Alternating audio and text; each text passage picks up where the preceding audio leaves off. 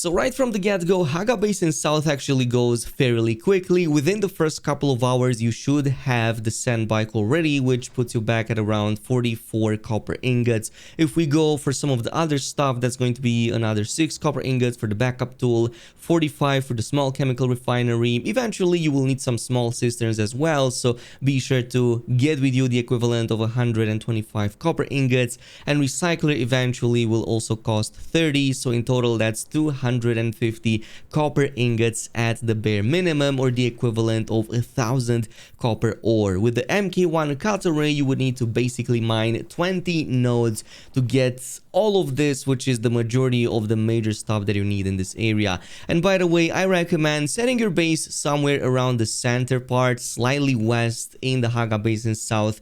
I typically like kind of being in between Griffin, Trade Post, and also some of the Imperial Testing Station, as that also holds some of the basic mats we need for some of these items. Keep in mind that I'm mostly going to cover the ingot cost, not really go over some of the smaller components that you get from fighting enemies and going to enemy outposts anyway. But eventually you're going to move on to Vernilius Gap west and also east in this case, and this is where you will transition to the iron phase. So let me show you what we're working with right here, because we're going to be using iron for 2 whole phases, pretty much almost 4000 iron at the very minimum for everything we're going to actually need. Now in this case, you can totally set up a base close to the anvil. That's also going to give you a fast travel point, and the Haga Rift plus Rift Watch are not too far either. However, I highly encourage you to actually set up your base somewhere in this circle. You can totally use the upper northern region of the Western Vernilius Gap, as that's going to then eventually bring you closer to the steel phase transition. As you can see, we start getting a lot of carbon ore in this area even if the weekly reset happens. So in this case, we can more easily transition and not have to constantly rebuild our base as we go into these regions. Plus, from this point on, we have quicker access to the exit of the Haga Rift, so cobalt farming is going to be even easier. Plus, to the west of us, we're going to have the aluminum mountain. A ton of aluminum can be found over here in the eastern shield wall. Plus, we have all of the complex machineries from the ironworks in the area, even like a testing station if you need some extra stuff for crafting your vehicles and whatnot. So this is typically the area I recommend. And of course, on top of the fact that we get to avoid all of the freaking quicksand by just more quickly transitioning from this point to this. But in this phase, we're going to be using the following. We're going to want to transition to better blood purification. We're still at that stage to consume blood to create water out of it. So I recommend immediately going for 2 improved blood purifiers, which is going to set you back about 100 iron ingots and 36 silicon blocks, among some of the other stuff that you need. Also, you're going to probably want to invest into some medium blood packs. I recommend about 5 of them, which is going to cost another 30 iron ingots. A blood extractor MK2 for another 10, and from this point on, pretty much the necessities. So cutlery MK2 for another 10, keyrab plus the 2 weapons from the main story you need, another 90. Also some iron chests, because you're going to start stockpiling materials. That's going to be another 40 iron ingots, and a static compactor for the flower sand, which is going to be another 10. So at a bare minimum, that's 290 iron ingots, or the equivalent of 1450 iron ore, as well as 180 flower sand, of course, for that blood purifier. And this is in total going to consume about 9,000 water, which you should be more than capable of producing at this stage and even have a complete access of it. Now, on a quick note relating to water at this stage, you're going to want to constantly have the purification going into the background, just because it takes a lot, and even with the improved purifiers, your conversion rate is only going to be about 40%. That is why you can both use the MK2 extractor, the 5 blood bags on every enemy, but before you actually defeat them, you can also use the various drinker weapons you find in the game. For example, Caliph's drinker knife, which you get from Wreck of Alcyon very early on, or for example, Scipio's drinker, which is a sword that you get right over here at the top of the Northwest Ironworks. works. Both of them work really great. What you can do is basically attack enemies with the drinker first, which is going to give you a few hundred to 1,000 or so blood, and then you can do the extraction when they are down for a double dip into that. And you're going to be spending quite a bit of time in this phase collecting a lot of iron ingot, because you're not going to be using it just in this phase but in the next phase as well, which is the steel one.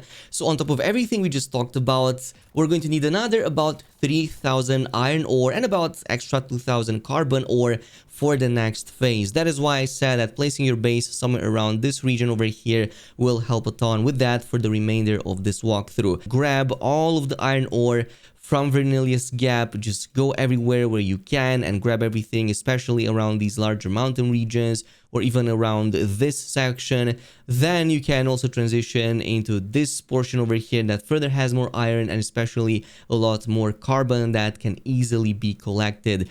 And what I recommend going for right away the moment you jump into the steel phase is going to be the buggy MK3. Technically you can speedrun to the Ornithopter like how I did, but really for now that's just vanity. Unless you really want to fly across the map, that's not going to help you too much and its carry capacity is going to be very low. But buggy plus a good positioning will fast track you to a lot of the resources we need anyway. It has 120 plus, if I remember correctly, yield for every single node you get, compared to like the 40 that you only get from the regular handheld cut array.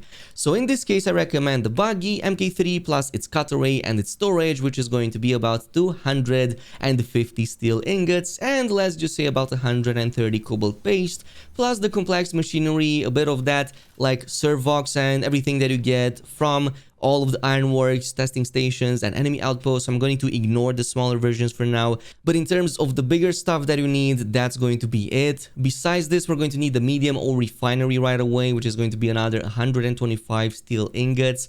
Around this time, you should also follow the main story for going in the footsteps of the Fremen mission, which is going to unlock the Fremen death still. And if you get the death still, that's going to be insanely good, as you no longer need to use any of the blood from this point on. So in this case, you can just go ahead and put in corpses. It's going to give you like 50,000 water very easily, and that's going to be at a cost of 120 steel ingots.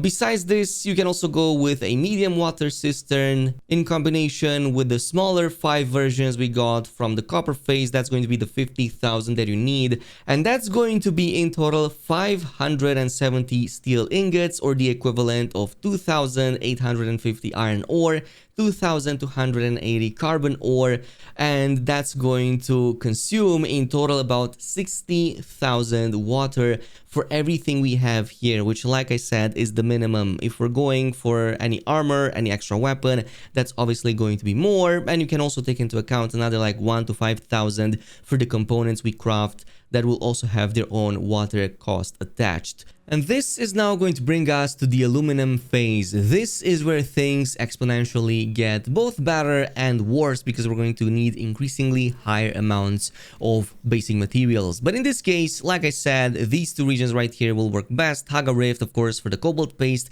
and the aluminum mountain region over here for the aluminum ingots, obviously. But in this case, the Haga Rift is going to be the best for all of the erythrites that we're going to convert into cobalt paste. Specifically, we're going to be hitting all of these mineral extraction facilities that you will find very close to one another. They even span over like a couple of stories, so you're going to notice that they have both at the entrance and inside of them a lot of these purple glowing crystals you can farm. Again, I recommend the buggy. However, in this phase you only need about 400 if you're purely going straight away for the Ornithopter. However, I recommend getting like 2,000 to be well set for the end game and kind of afford some of the stuff that you need over there. So in this case, we're gonna hit that, but besides that, we also need the aluminum ore. Now, if you set up your base anywhere around this region over here, you can bring up your buggy very easy up the mountain. And if we're talking about the ground level, the whole area surrounding the mountain will be filled with a ton of aluminum, well, in this case, nodes that you can go ahead and just grab with the buggy, and that's going to be probably the best route. Now, if you were like me, for example, and already speedrun to, for example, the Ornithopter, you can also make use of the top of the mountains. So the peaks over here will have anywhere between like 10 to 15 nodes that you can go ahead and grab. Just so you know, you won't be able to carry quite as much with the Ornithopter, even with its expansion slot, compared to what, in this case, that really cool buggy can do. So that is why I told you go for the buggy initially. But in this case, what we're looking at over here is the equivalent of almost 4,000 aluminum for the minimum of this phase, and about 400 erythrite crystals. So that's going to be 571 aluminum ingots and 133 cobalt paste. So let me give you the breakdown over here, assuming that you want to go for the Scout Ornithopter right away. That alone is 241 aluminum ingots, 82 cobalt paste, and all of the other like complex machineries, diamond dust, carbide scraps, and 8 industrial pumps. In this case, we explained the first couple of them, where to find them. In the case of complex machinery, I also explained them. However, for the rest, you're going to find them as follows. So diamond dust you're going to find right here in Misataril. Especially if you defeat the boss, you can easily get at the very least 14, but you will also find some camps and some chests scattered around with some extra diamond dust as well, plus carbide scraps in the same area. Meanwhile, for the pumps, the only area is going to be Sentinel City, and you're going to literally be using this in the endgame as well, because industrial pumps are still used for some of the other technologies too. So about 20-30 per run you can easily get from here. Besides that, I also recommend going for the Bucky Gatore MK4, as that's going to improve the yields that you get. So that's going to be another 70 aluminum. This is where you will transition to a much better complementary, in this case, water collection process via the industrial dew scythe that has a 25 aluminum ingot cost and some 5 decaliter johns. That's going to set you back 150 aluminum ingots, but it is definitely worth it. In this case, we're literally getting 50,000 water within seconds every single night. So that's why every day you're going to be farming all of those main resources on the mountain. Then you're going to be having the death stills running in the background, and then at dawn every single day you're going to be doing all of this dew collecting, and you're literally going to be golden for everything. The equivalent for the Scout Ornithopter, by the way, is 54,000 water, plus a few like couple thousand more if you were to craft all of its components. So by this stage you're consuming around 120,000 total water for most of the major stuff that you need right here. From start all the way to this phase right here, it's almost 130,000 water, or 130 liters, but like I said, we get 25k per corpse, so 50k per hour, which is going to be very easy. Besides this, we're going to eventually craft the radiation suit too, as we're going to eventually transition to Duraluminum, also industrial Katori MK4 and House Jabal weapon, as you're going to want to deal with enemies much quicker. So that's going to bring us to 571 aluminum ingots. Which is now going to bring us to the final phase we can actually achieve in Haga Basin, which is going to be Duraluminum, and that's going to require one extra new component, a new crafting material, which is the jasmium, and the only location you're going to find it in is going to be Sheol, specifically all of these mountainous regions and small little craters with a ton of, let's just say, nuclear residue in it. Like that goop over there will absolutely eat through you, so for that you're going to need to come in prepared. We already covered having that hazmat suit, of course, with its cost, which is going to already give you a 90% radiation buildup reduction, but besides that we also need some red pills, and for that you're going to need a special seed, which is going to be the agave seed that you're going to find right here in the Odam. So you will want to take a look at all of these plants over here with this pink sort of look that you can see from far away. It's very easy to spot on the map, as well as you can also use your scanner to find them or pay attention to your proximity. In this case, you can craft about 5 or 10 of them, should be enough per trip. Realistically, you're going to be using only, let's just say, 2 or 3 at a maximum to resist all of that radiation over there. In this case, you're probably going to initially use a small Ornithopter plus its expansion slot, but eventually you will probably move to an assault Ornithopter MK5. So let me give you a breakdown just for that, because we're going to be using this also once we transition in the deep desert. So in this case, that's going to cost 430 Duraluminum ingot just for crafting the Ornithopter itself, plus another 72 if you want storage MK5, and another 80 for the thruster MK5. You can, by the way, have both of these at the same time. Unfortunately, you can't have all three at the same time. So that's going to be a total of 582 Duraluminum, plus another 246 cobalt paste. So in total, that's going to be a breakdown between 2,328 jasmium crystals, 4,000 more aluminum ingots, 738 erythrite crystal, and in total we're going to be using almost 430,000 total water for all of this, or the equivalent of about 5 days of work, with of course the decaliter Johns that we just covered before. And that's going to be purely just for Haga Basin. This excludes completely having the tier 6 of items that you can actually go ahead and craft, which are going to require a ton of plastanium. And in this case, your biggest drawback is the fact that you need a ton of these resources. Literally just crafting all of the items, refineries, and components needed to actually even be able to craft these items will be a massive undertaking. Like looking at the plastinium ingot requirements just for some of the refineries, 380, which is going to be really big. So in this case, you're definitely going to want to maybe join a guild or at least form a party, unless you're looking at least a few weeks of pure farming solo, assuming that nobody actually comes in, attacks you, or destroys you. So that's something that's going to be a lot longer term. In this case, it's going to be very difficult to actually make any calculations, given the fact that you need hundreds of thousands of spice, which again alone will be very difficult to get on your own. This is going to be pretty much it with the progression from tier 1 to tier 5, but obviously if you want me to do it, I can also do it for the end game later down the line, as I'm still also doing it a bit solo for the time being. Thanks so much for watching, and until next time.